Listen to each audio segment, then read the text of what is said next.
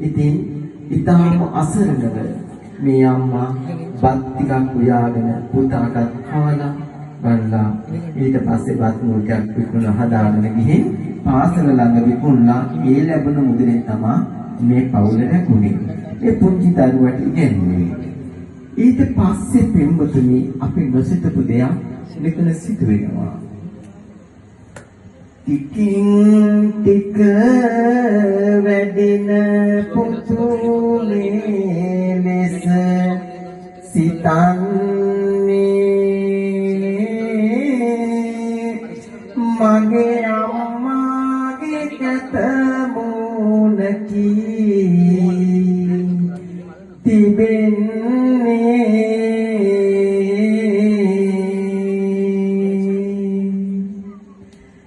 නොපෙනේ එක ඇසක් දැන් නම්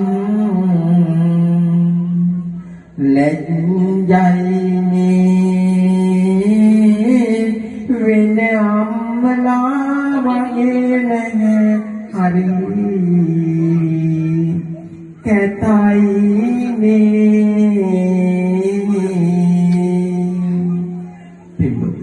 තම සැමියක් නැතුව නොයිදනා දුක් විඳලා මේ හැටි දැඩි කරන මේ දරුවා ටිකින් ටික ලොකු වෙනවා.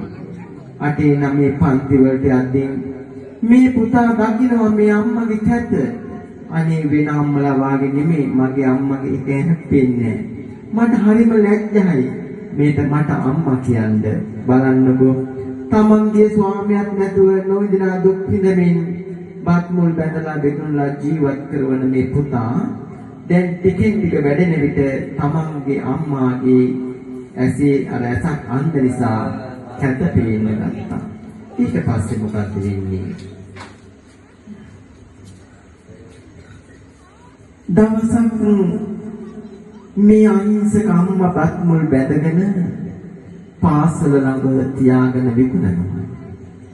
දැන් මේ පුතා තව යාළුවෝ දෙන්නෙක් එක්ක අර ගේට්වෙන් එළියට එනවා.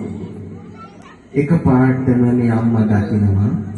මේ අම්මා කතා කරනවා මගේ පුතේ කියලා. මේ පුතා මොකද කරේ? අහක බලාගෙන තමන්ගේ අම්මා නෙවෙයි වාගේ සිතාගෙන එතනින් පිටලා යනවා. අම්මට මොනතරම් දුකක් දැනෙන්නේ නැද්ද නේද? බලන්නකෝ. තමන්ගේ ස්වාමියාට ඇදි දැඩි කර පුතාට පුතේ කියද්දී අර යාළුවොත් එක්ක තමන්ගේ අම්මා නොවේ විදිහට එතනින් අහක බලාගෙන යනවා.